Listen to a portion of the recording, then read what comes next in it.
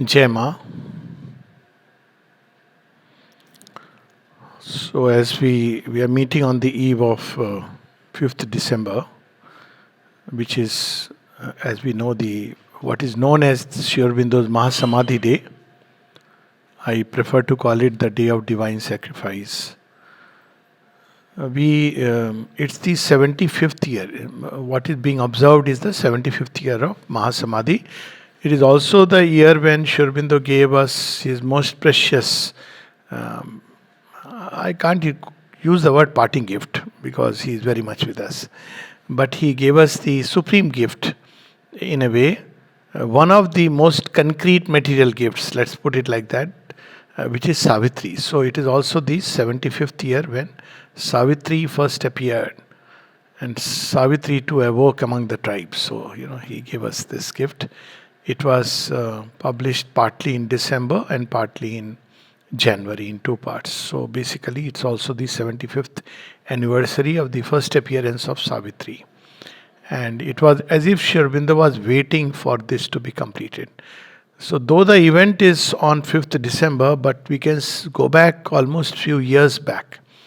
Because as we find in Nirodha's 12 years, that when he saw that people were adopting a kind of laissez-faire attitude right from beginning, because Sri Aurobindo is giving ultimate freedom to everyone.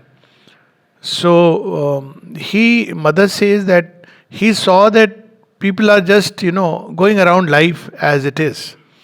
So he didn't blame anyone. He went into them,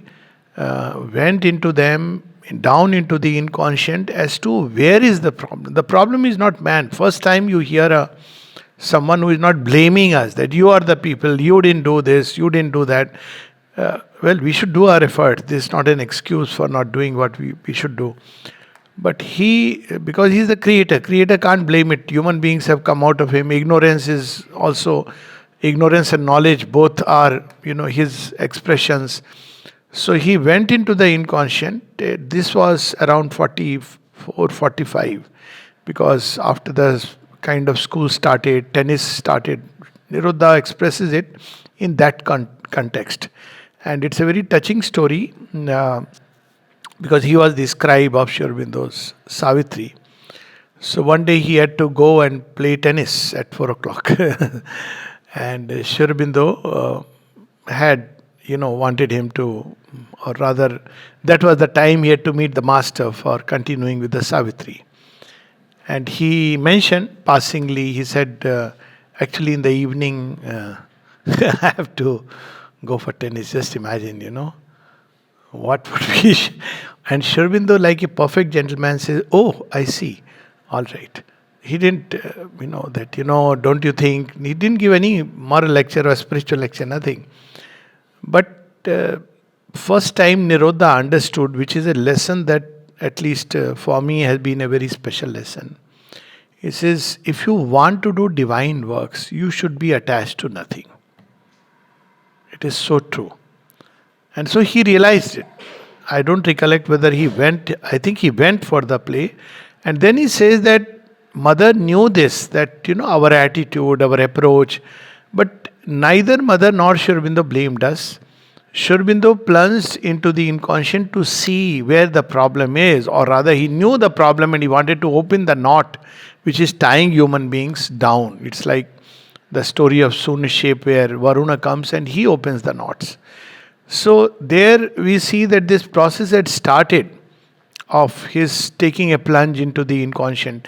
In mother's agenda, again after 62, we'll see that the mother she says, now I am very much there. She had entered the domain of death and she was working there because this is a journey in its own right.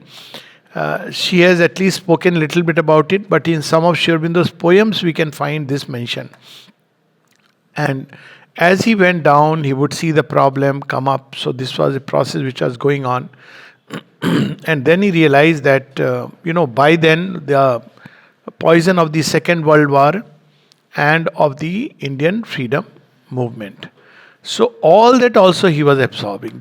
Sometimes I have wondered that basically after all that happened in the Second World War, And we hear about there's a film also. Of course, these films are all slanted versions. But what happened in 47 was something tremendous. I mean, such a massive pain, suffering inflicted, Noah Khali, all these things. So, how come it didn't leave the kind of scar it should have left for a long time? I used to wonder that what really happened, because that pain is tremendous. It would be there in the earth atmosphere. So, my own, Shobinda would not say that, but my own understanding is that, like Shiva, he was drinking the poison, and that was another, and he would not say all this. So, again, if you say, where is the historical document? Well, there is none. But history is not all that is written. Much of history is what is not written, perhaps never written, like Shri Krishna on the battlefield of Kurukshetra. So that plus plunge into the inconscient, and then he could see that, well, at some point he had to work from the other side. And Mother speaks of that that's called sacrifice, divine sacrifice. So every time we see Sri Aurobindo did what was needed for the human race to advance. At one point, he even says that there is a poem in which he says that many times in the ages battle, I have suffered a retreat. Not exact lines, but it's in the battle. And then that's the name of the poem. And he says, if by my fall I could gain something for thee. So, he prefers that sacrifice if it could make the world advance. So he went finally, all this was going on, and obviously the mother just passingly mentions this discussion 1 year before Sri Aurobindo's again strategic sacrifice, that she says that he told me, if one of us has to go, I must go. And there's a very interesting aside to it, that Sri Aurobindo's lifeline was long and mother's was very short. But she says no, if mother wanted herself to go, but Sri Aurobindo says no, your body is much better prepared for the transformation. So it was a very strategic movement, a strategic sacrifice wherein Sri Aurobindo plunged into the inconscient. And we know that the result was that for the first time, supramental consciousness touched matter in a very tangible way. It was coming down and retreating, but first time in a very tangible way that people could see it. So, in a way, it was a kind of success, which is what he wanted. But there was the final success meant the supramental consciousness getting manifested upon earth. That had not yet taken place. So, from behind, he was preparing. And the mother continued to take up, now she was playing the double role, and she says that his material presence, she uses the word, his presence in the body was such a security. Because he was looking after, and that's how he had suffered the fracture, where he was constantly safeguarding mother material level. So he withdrew and she had to now take care of both the aspects. And yes, on 29th February 1956, the supramental manifestation began. And then the mother has a prayer that, is there a need for me to stay further? Because the work for which they had come has been done. So first thing we must understand that Sri Aurobindo didn't come to suddenly manifest to the naked eye of the whole world, suddenly a glorious body to impress people. No. His work was mainly supramental manifestation, the descent of the supramental consciousness, if we like, upon earth. And then the manifestation should become, once it is established in the material atmosphere, the rest would be a logical process, a foregone conclusion. So he had prepared, the mother fulfilled, and from behind he assisted that process. And the mother describes that also, that the command to open the supramental door came in English. And she says, I knew it is Sri Aurobindo. He describes that. So he was preparing the world, preparing many things, preparing us. He continues to do so. And therefore the supramental consciousness manifested. So their work was complete. That should be very, very clear. Though mother goes on further and further, say it is confirmed, the deed is done, etc., etc. So, one thing we should know, that nothing changes fundamentally. Nothing changes of the teaching, nothing changes of the work, nothing changes of the future that has been foreseen by Sri Aurobindo, unless we, with our own mental conceptions, start imagining that, they wanted the physical body to be transformed and showcased to us. Sri Aurobindo was asked this question, and he gave a long timeline. He said, "Oh, that physical transformation is the last crown of everything." And in his writings, he says few thousand years. And mother says that, well, wait for 1,000 years. Then she says, Sri Aurobindo mentioned 300 years. That was to her. And then she says, but we can compress it. So, physical transformation, that, there would be a glorious body, was never on the agenda, and nowhere they have promised this. So, we should be very clear on that. So, then with this background, we read from Mother's Collected Works, volume 13, where every possible doubt that one may ever have, one should not have, but still. So, all that is very beautifully explained. And we had kept this for this occasion, this part, though we have started Collected Works of Mother, volume 13. So, on 7th December, what happened? She writes, so this, when the body is still there, aglow with the supramental light. It's not yet entered into the Samadhi.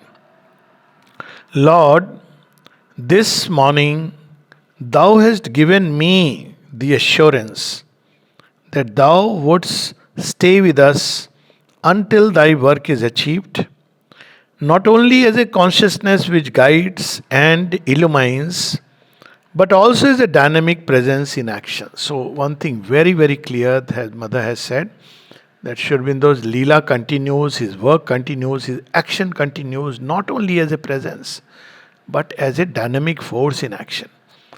So, which we all can now slowly see.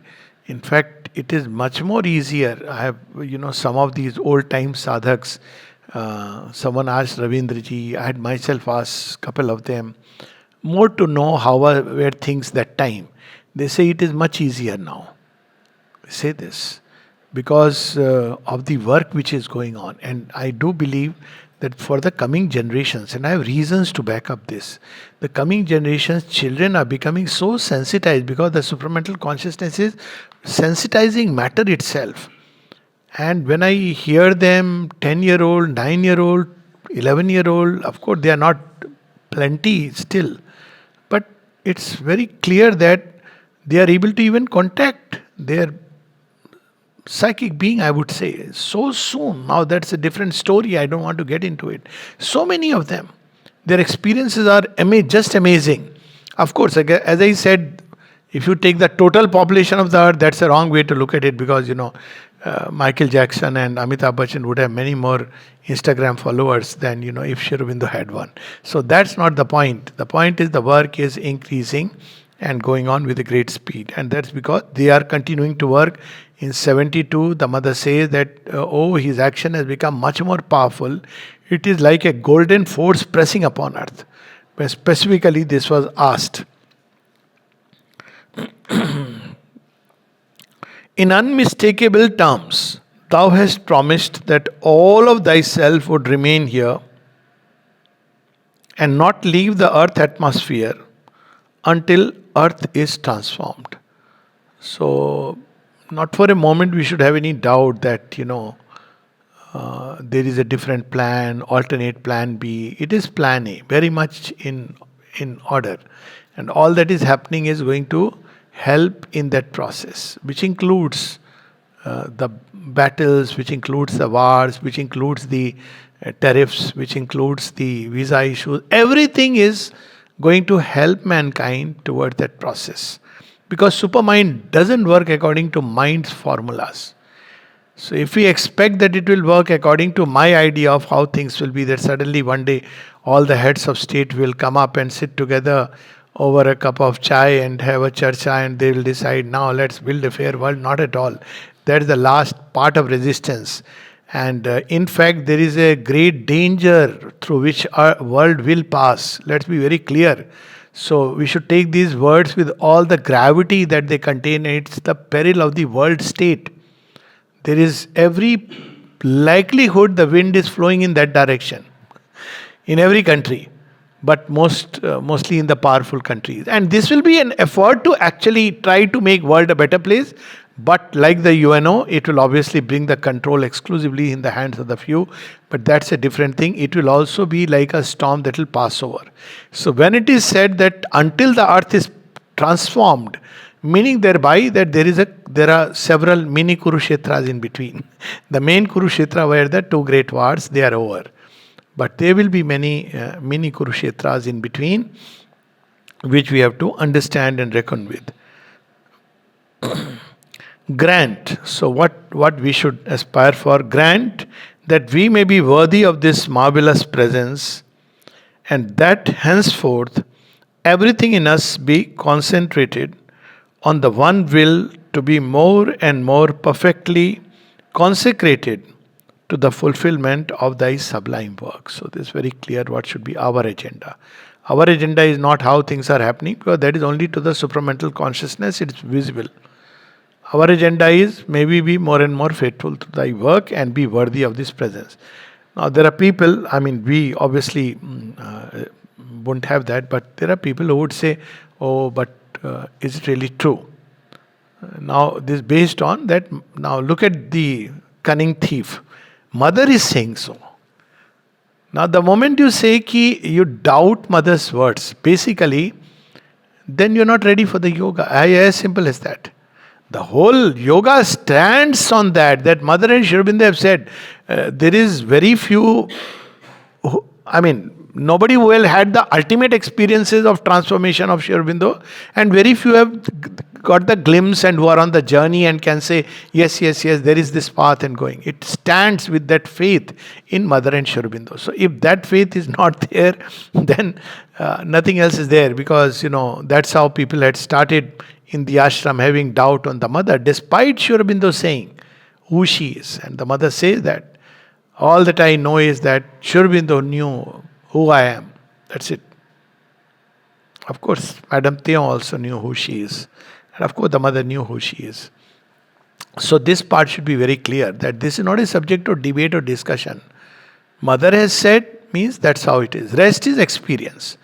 It should not turn into a belief system either, but she said, if we have this sincere aspiration, we'll start experiencing Sri Aurobindo's dynamic presence, and in a very concrete way. That's what it means, that if you follow, you will have the same experience. So why did he withdraw? Somebody wrote all, people, extreme materialist, even unfortunately, I have even Dr. Sanyal, some of, or Niroddas, some of them, you start Udardas writing, you just wonder that, what were they really writing? What were they able to see? So I won't go into its details. But this she wrote about someone else, not for any of these three persons I have mentioned. She writes, I was painfully shocked when I heard the translation of the leaflet you are distributing here in the ashram. I never imagined you could have such a complete lack of understanding, respect and devotion for our Lord, who has sacrificed himself totally for us. Sri Aurobindo was not crippled. A few hours before he left his body, he rose from his bed and sat for a long time in his armchair, speaking freely to all those around him. Sri Aurobindo was not compelled to leave his body. He chose to do so for reasons so sublime that they are beyond the reach of human mentality, and when one cannot understand, the only thing to do is to keep a respectful silence. So what was the reason? The mother has revealed that. There were many things, but one of the reasons she reveals, as we know, that there was a press note to be given, and Amalda had prepared the note, and he had taken it to the mother for her signature, and he had written, the mortal remains of Sri Aurobindo would be interred into the Samadhi. She cut it fully. She said, there is nothing mortal about Sri Aurobindo. Each cell of his body was conscious of the immortal presence. This we know now with the Leela of the relics and all that. People have had amazing contact, and I mean, it's logical also. Someone who is housing that supreme fire, will the cells remain untouched? So there is nothing mortal about Sri Aurobindo. So she says, then that time she said, it is because of the lack of receptivity of people here in the ashram. So Amalda was obviously quite shocked. They heard it, but he said, after this, people are not going to leave us. So she modified the statement. Both statements are available. She modified. That's Karuna, but equally the truth remains. The truth remains because ashram is a representation of humanity. So she says, the lack of receptivity of the earth and men is mostly responsible for the decision Sri Aurobindo has taken regarding his body. So she modified it because earth nature is in all of us and the ashram is a representation of humanity. So we were not receptive. What does receptive mean? It's like to be ready to receive, fully open, giving oneself. There is not a trace of doubt. There is complete faith, total surrender, giving oneself unconditionally. All this makes the person receptive. But when we read the letters, we will see what kind of doubts, how many doubts that continue to come. So, lack of receptivity. But one thing is certain. What has happened on the physical plane affects in no way the truth of his teaching. This is what is take-home point for us. All that he has said is perfectly true and remains so. Time and the course of events will prove it abundantly. So ultimately, it is the time spirit Kal. We were other day talking about Mahakal and Kal, Mahakali and Kali. It releases, it gives the impetus because everything that he has said, including the new body, everything will happen. But time has to work it out because time is the cosmic manager. And time itself, Kala, is impelled by the force within it, which is Kali. And she is pushing time in her own ways. She knows the process. We need not worry ourselves with it. If we have the fortune of getting the glimpse of the supramental working through the psychic door, wonderful. But even if we don't have, at least we can continue with faith that it's a long-term project on which we are all engaged. That's how I look at it. When people ask, I tell them, see, Sri Aurobindo has given us a 1,000-year project. So it's so wonderful. We are nice. We'll work and take the joy of service. What is the problem? we are servants' joy is to serve the Lord. So, one thing that I used to feel, I used to ask this on a very personal level. What will happen to the joy of service in the supramental creation? I said, there is such a delight of serving the divine. So what happens then? So I got my answer. What will happen then? But then it's a joy on the journey. You are moving and the world will see many, many changes at every level which is going to happen. And then of course he inscribed on the Samadhi on 9th December. So beautiful. To thee who hast been the material envelope of our Master, to thee our infinite gratitude. Now this is a very cryptic words, material envelope. So is she referring to the body? Now here comes something very interesting because Mother's words are amazing. So she is not just referring to the body. Body is one part, but there is a very beautiful hint. The Master never leaves. The Master doesn't die. Whatever has happened to the material envelope. That's it, which has served him so well.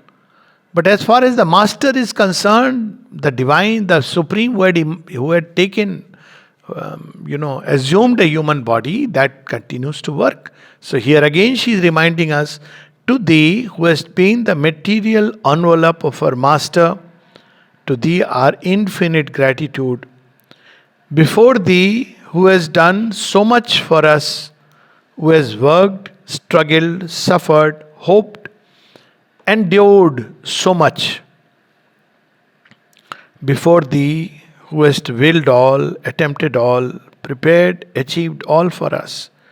Before thee, we bow down and implore that we may never forget, even for a moment, all we owe to thee. So, this the beautiful. Is this what is the reminder, and this what is should be our state when we stand before Samadhi?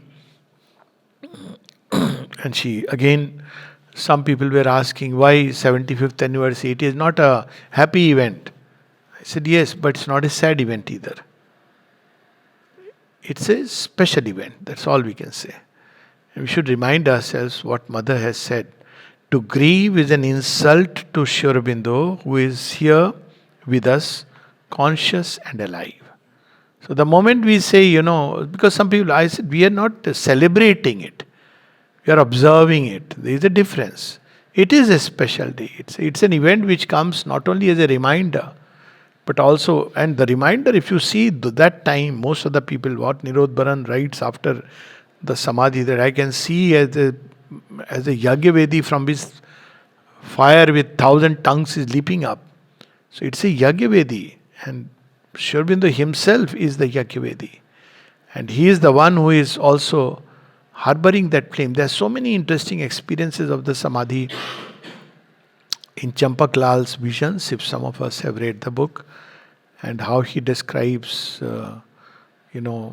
even how Asuras coming and trying to threaten, and how the Samadhi, even how from the Samadhi, from the flames, the golden body of the Mother and Sri Aurobindo blessing everyone during the meditation day. One of them is 67, where she says that Sri Aurobindo was present all over, he was sitting over the compound. Because one of the girls says, Mother, I felt his presence. He said, yes, I congratulate you. There was another very interesting experience. There are plenty of them. I'm just picking up randomly. So one of them was, there was a girl in the class whom 15 years or 16 years, whom people used to say, oh, she is very difficult, very difficult to, naughty and all that. So in, I think, 60 somewhere, she had when she came for balcony darshan of the Mother in 60s, she saw Sri Aurobindo. So she sent a letter to the Mother. She said, I congratulate you that you saw, because actually it was only Sri Aurobindo who was there. And then she wrote to the teachers, you people say that she is what she is, but here is she who is so open. She actually saw, which none of you saw, Sri Aurobindo's physical presence. So that is the Leela which goes on. We must not be bewildered by appearances. Sri Aurobindo has not left us.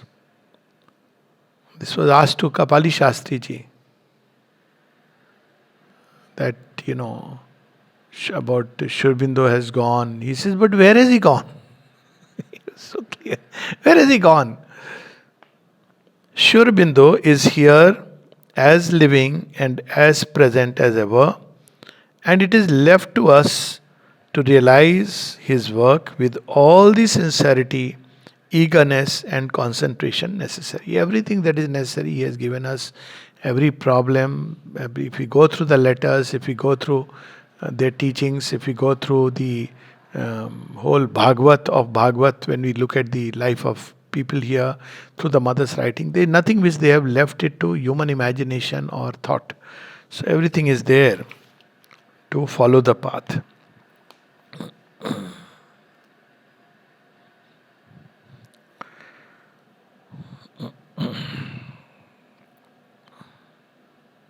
We stand in the presence of Him who has sacrificed His physical life in order to help more fully his work of transformation. He is always with us, aware of what we are doing, of all our thoughts, of all our feelings, and all our actions. This was an experience which I had in Lodi in California when Sri Aurobindo's relics had gone. So it was a privilege and a great grace that I was there. And so my experience was when Sri Aurobindo, the relics were there, because I stayed for the night and the next day they were installed. The next night also I stayed. That whole night Sri Aurobindo is here and watching over. So I said, how can anyone feel unsafe now? Because physical presence you are feeling so concretely. It was there in the talk also next day that it should have been those physical presence that is so concrete. And that was the relics. And that place has, of course, many of us who have experienced earlier and now, there's a difference in that place. Something very palpable, tangible, something amazing. And that's just, his relics going to places has created that stir and change. And then there is a promise also that when Mother on December 8, 1950, because the body continued to show the supramental light, it's still living. So she explored the possibility, should she bring him back to life in the same body? The body continues to live. There are no signs of, except the heartbeat and the breathing, there are no external signs of death. So she asked him whether she should resuscitate. He clearly answered, I have left this body purposely. I will not take it back. I shall manifest again in the first supramental body built in the supramental way. We have spoken about it. And my own both experience, not just understanding, is that they are there in the supramental body. So first supramental body, second, and Champaklalji also speaks about it. The supramental body is already there, built in the supramental way. But the human consciousness has to now arrive at that point where either it will precipitate, most likely that will be the process.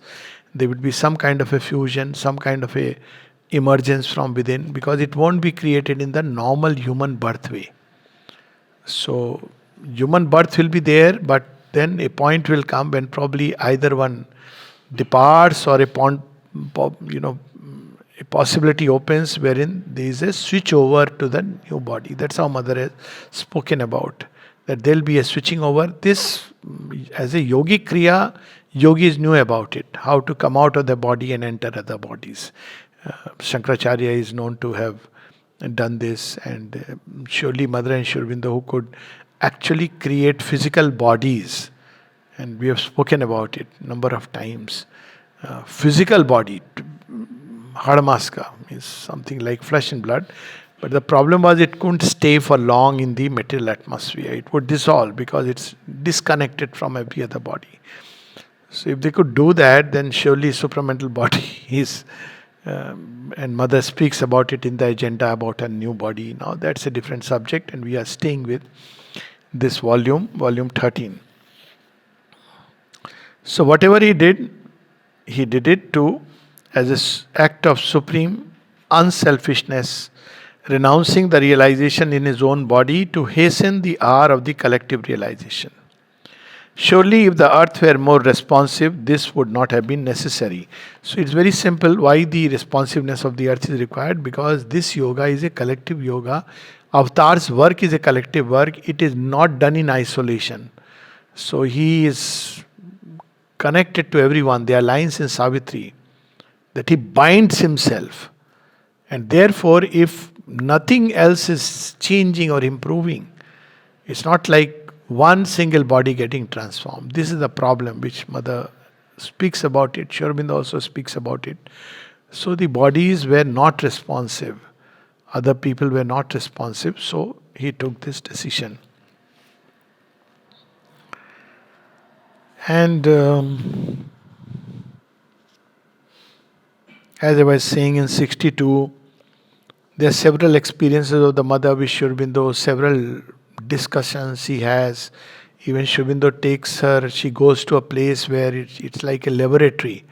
where with test tube Sri Aurobindo is working to make the substance of the new creation. Because it has to be stable. The whole problem is why matter has been chosen. People often ask, why this thing has been chosen? Very simple answer. See, in dreams, when we dream, they are real that time, isn't it? Everything, every experience is real.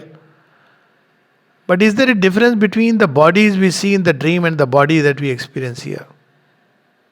Palpable difference. The concreteness, that's why it is called Gurutva Akarshan, the force of gravity, which is the nature of earth. It binds everything together very firmly. So at one level, this is the material, because any material which is very subtle and plastic, but which is wonderful, but not able to stabilize itself. Whole problem has been that, and Mother speaks about it when she speaks about transformation of the bones. So the whole catch here is that the material body, despite its 101 problems it gives, is still something so concrete and palpable. That's why Sri Aurobindo at one point says, 1,000 subjective experience cannot equal one direct physical touch of the mother. Because that's what the physical does. Memory, inside, inner experience is one thing. But you see, when anything gets into the body, it becomes so concrete. So that's why the remembrance, body should remember God, all these lines are there. So that's because of the material body. So she experienced him. So there are a number of them. One of them is Sri Aurobindo, immense and very concrete, in the subtle physical, was sitting over the whole compound during the meditation. Last night, we, you and I and some others, were together for quite a long time in the permanent dwelling place of Sri Aurobindo, which exists in the subtle physical, what Sri Aurobindo called the true physical. Now, this is something which some other people have experienced. So, there is a subtle physical ashram, and there is Sri Aurobindo's presence in the subtle physical. That's far more concrete than the other dream experiences. Far more concrete, I would say. And that's where the Leela is unfolding itself, from where we have example of Eshadi, where she saw Dilip Kumar Roy and two others who were there with him. And she asked, he also, that's how I remember Dilip Kumar Roy, he is also here? Because he didn't believe in mother, he did all kinds of things. He says, yes, why not? So, there is a Leela which is going on. We live in parallel universe, as Yog Vasisht would tell us, and many scriptures. So there is the original game at one level going on, but this is important. By original doesn't mean this is illusion and fake. That must manifest here. Then it will be something very, very, very beautiful. It's beautiful beyond measure. So that's what is going on, and there are people there, and new material is being created, tested on human beings who are ready, and all kinds of things are happening. It's a wonderful subject. And she says that he is there in the subtle physical. But obviously they didn't know. Now, some people say that, so how can I meet him? Well, there is a way, but ultimately all this depends on grace. Why would, do the work which we are meant to do? It's not like a joyride that, okay, let's go and see Sri Aurobindo in the subtle physical. That's absurd. We are right now here meant to do the work here. And when the time comes, he will bring us there. And, this subtle ashram, Nalnida has spoken about. I have had the experience of both of these things.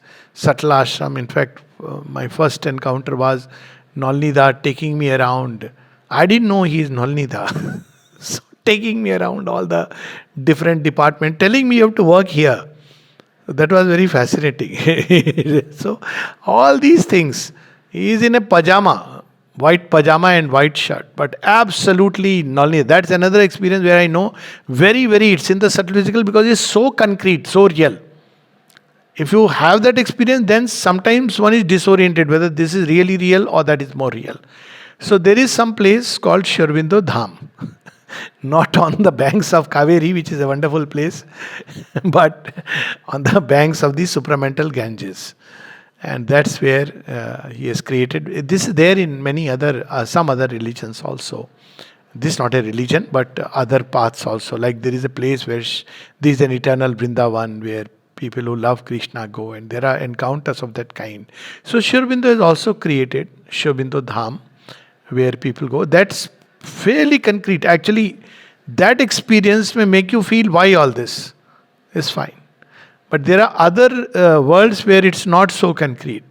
So there it's like very fairly concrete, but then you understand why this is so important. In any case, it has come about, so something has to be done about it. But we should know that there is another level where we exist simultaneously. So that's so wonderful that we are simultaneously existing. And when we come in contact with that other world, we are so full of automatic joy, peace, whatever in this world we can experience, we begin to experience it. And when we are back into this world, then we are all morose, depressed, carrying a burden on the head. We should not. More and more we should live in that world and work here. This is our workplace.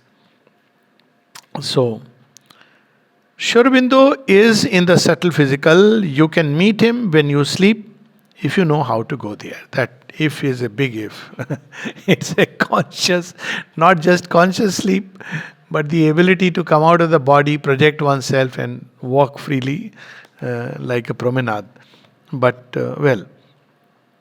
what is interesting is, Sri Aurobindo shows himself according to the need of each one, and in the subtle physical, the things are not as fixed as they are here. This is something very attach more importance to the feeling produced by the vision than to details of what you have seen. So when people come in contact with Sri Aurobindo now, so he may come. I know somebody who saw him as a bus conductor. Now, bus conductor is what? Is a supramental bus. He's giving the ticket. Another place, at least I have one experience of a very young person. And I was not sure whether I am seeing Sri Krishna or Sri Aurobindo. So young. And mother describes at one place, he suddenly gave a sprint. And within a moment she saw him run like this and then come back. And he said, what are you doing? So he was showing that how this body is being, formed. So don't worry if you have arthritis here. Yeah, running there. So, of course, there are very fascinating aspects of this, but there is the subtle physical where things are going on and one can come in contact with that plane. But when one sees Sri Aurobindo in the vision, dream experience, it's not the physical form, especially because there was a being of falsehood who had taken the form of Sri Aurobindo. So we must remember that the form is not the only thing. And it came to Nalnida, and how Nalnida recognized? Because he asked Nalnida to touch his feet. And Nalnida is about to touch his feet, then he says, Sri Aurobindo would never do so to anyone. He would never ask anyone to touch his feet. And then he saw that his feet were different. Because feet is what gives away, because the inconscient, no. So it gives away. So he stopped. With the mother, he took a form and wanted to ask her to ask obeisance for all the errors she has committed. And then she says, someone asked, Mother, why didn't you finish him? He says, no, he had taken form of Sri Aurobindo. No, that's a love. So just because he took after all the form of Sri Aurobindo, we have such stories. But she cautioned, she said, there is a being like that who may appear to people as visions or visitations. And anyways, vital world, all these phenomena can take place. And he says he will try to create a very cruel religion in the name of Sri Aurobindo. A cruel religion is a religion very narrow, very dogmatic, fundamentalist, and where, things like punishing, people say, no, mothers will punish you and all that kind of thing. He said, but you should be careful. Everybody must know that this is not Sri Aurobindo's truth. The truth of Sri Aurobindo is a truth of love and light and mercy and kindness. He is great and benevolent and compassionate, because that's what he is. He has embodied compassion. If you really look at it, who would sacrifice? From beginning, his life is a life of one sacrifice, constant sacrifice at every level. So inspiring his life is. But that's again, today we are just reading from here. He has taught the Savior's way. So someone who is so super compassionate, always he would say, one last time. There is the story of Nirodha, somebody who was doing mischief, and they would report to Sri Aurobindo, and Sri Aurobindo would listen quietly, patiently. Then he would say, okay, one last time. And Nirodha, right, we knew that this is not going to be just one last time. Because he would keep on. Because right from beginning we see that his compassion. And Mother tells us two things you must never forget: the mother's love and Sri Aurobindo's compassion. Somebody who plunged himself into the inconscient to save us, not blaming us. So one should be very careful when we do anything in the name of Sri Aurobindo. Because that compassion should be at the root of everything. Even if you have to sometimes fight a battle because it's good for the world, march. But it should not be a battle where people become cruel and we start condemning, judging. That's not the way of Sri Aurobindo. Because it's a way of compassion. That's what Mother says. She said he embodied compassion. He also incarnated hope. Now this incarnate hope is a line from Savitri. There is a description when he is sitting, in Book 1, Canto 5, he sat as incarnate hope. Book 3, Canto 1, where he is sitting. He has achieved what he had to achieve, but now for the world. He sat as incarnate hope. So that hope which is constantly aspiring, bringing down the Lord upon earth. So we should never forget that. So she says, the whole day from very early in the morning, Sri Aurobindo has been ever so present, so alive. At times I found it difficult to be quiet. I was just bubbling over inside me. It was not quite correct to be so today, was it, Mother? But Sri Aurobindo was so near and so alive. So again, his presence will not necessarily declare as a vision. It may be sometimes through a fragrance. Number of people who just feel a fragrance, lotus fragrance, who feel Sri Aurobindo is around. Suddenly, tremendous peace. It is Sri Aurobindo. Sri Aurobindo himself said, peace is the sign of the divine presence, Ananda is the sign of the divine mother. Because that's what they represent, the static and the dynamic side. So, suddenly you are overpowered by peace. Means Sri Aurobindo is there, he is holding us. So she says, on the contrary, it is quite correct. He has never been so alive as now. And she says that at the Samadhi now you can pray anytime, everybody has access to him. And then she says earlier also people had access, but they wanted to write a letter. They were not happy just praying. Whereas there are so many examples of people, even at the Samadhi later on, who would just pray and say it has been conveyed. This is the example of who was electrical department, who had access to the mother at any point, any time. So someone told him that you can pass this message to the mother, and the message was about somebody passing away. So he said, all right. It was 2 o'clock. He knocked at his window. His room used to be a very small room inside the ashram. Very difficult to stay. In summertime, he would come out, and outside in one of the ashram compounds somewhere he would be sleeping. I said, what a privilege. His name is with P. I'm forgetting his name. Not Bhola. Bula, yes. Bulada. Thank you. Bulada. So, Bula, there are other people also with the same name. So, Bulada. So, he said, okay. So, next day the person said that came in the morning to, he said, he met him. He said, Bulada, you have told mother? No. He said, yes, I told at the Samadhi. He said, what? You could have told her, at least in the morning, 4 o'clock, you could have told her. He said, I have told her now. The moment he goes up, mother says, I know everything. Bulla told me. So at the Samadhi, whatever is conveyed, see, Samadhi is a very living, it's not just a remembrance. People have this strange idea. And I have seen people who are talking about supramental and all this, say, what is the point? It's just a remembrance. They made a, tomb. People have used this word, tomb of Sri Aurobindo. I said, if you don't understand this much, then what more can one say? And actually, all the responses. So he is more accessible, actually, of course, and accessible in a very personal way. But of course, you don't see the form. But that was the same case earlier. See how Sri Aurobindo, long term, people were not seeing Sri Aurobindo every day, except for a very few. An average ashramite, most of the ashramite, were not seeing Sri Aurobindo every day. Many of them were not even writing letters. Of course, the mother is there, but basically, this seeing Sri Aurobindo. But his action continued and continues the same thing today as earlier. But no, mother says even more alive, more active, more instantaneous, and that is an experience which most of us has. Sri Aurobindo is constantly in the subtle physical, very active there. I see him almost daily. And last night I spent many hours with him.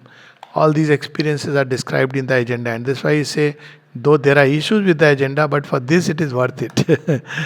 And so many things. One of them is Sri Aurobindo wearing a sari. Sri Aurobindo in sari. Ardhanarishwar Roop, Another is that he takes up 3 combs from the mother and puts it in his hair.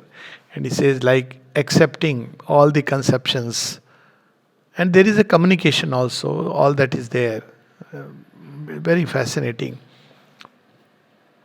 We had taken out an issue in All India Magazine where some of these communications with Sri Aurobindo we had taken out of the mother experiences after 1950. So Sri Aurobindo is constantly in the subtle physical, very active there. If you become conscious in the subtle physical, you will surely meet him. It is what he called the true physical. It has nothing to do with the psychic. So true physical, that comes later on, that we call this physical, this is a very gross physical. That is the true physical. But that doesn't mean this doesn't have to be worked upon. Very clearly Mother has said, this has to be worked upon. It's in the true physical, possibly many such bodies are coming into existence. There are so many stories and examples. A.B. Purani rolling in the mud.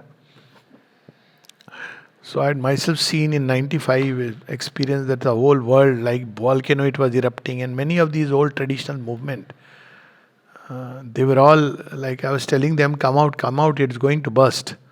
But nobody would listen, believe. And then that's a long whole action, but at the end, the experience of the mud from which the new creation is going to be built. So there is a lot of things going on behind the scene in the green room, or rather orange room. Let's put it like that. The golden room. Things are happening which we may not know, and it's okay. We don't need to know everything. We need to know what काम से काम मतलब रखो. I look at it very simply. What is the point of knowing all this? This kind of, there also ego comes in. If there is a need to know, she will make us know. Otherwise, it's good to be focused on the work sincerely and opening oneself to her. And have the faith and endure the journey. The help of Sri Aurobindo is constant. It is for us to know how to receive it. And sometimes if simple heart receives it much more. Chotnarayanji was once telling me a story of a couple from Bihar who, when they came here, they told their servant to naturally, take care and all, because it was infested with robbers. I think winds are changing now, but at that point of time, Bihar. So 1 week they stayed, and then they came back. Then they asked that sab theek tha, everything was fine. He said, yes, every day your Babaji used to come. He said, what? Which Babaji? He said, जिनका आप पूजा करते हैं ना, वो रोज आते थे. The servant used to come every day and ask everything is all right. They said, we have gone all the way, we never had this experience. Babaji रोज आके, imagine. We have heard Tulsidas story in Ramcharitmanas, that is one story where some robbers are coming to rob him, and then they see Dhanush Band leke Ram and Lakshman doing para. There are so many stories of Mother and Sri Aurobindo like that. Countless, countless. People talk about renunciation of, Buddha. There are so many stories of devotees here who have come in a much more, which would beat every kind of renunciation. But of course, because Sri Aurobindo and Mother never want that these things should be put across in that way. So help of Sri Aurobindo is constant. He is a simple person who just saw, probably he must be praying. बाबा जी सब ठीक रखना, बाबा जी आके पूछ लेते थे. So and so help is constant. Sri Aurobindo is always with us, enlightening, guiding, protecting. We must answer to his grace by perfect faithfulness. This, I think, is the most important word. It's a word worth meditating upon. The mother, Champaklalji used to give, it was quite a, it took time to absorb it. So Champaklalji used to give to everybody who came. Sometime, there was no rule about him. He will give, he won't give. He may just say, go away. He may just let you linger.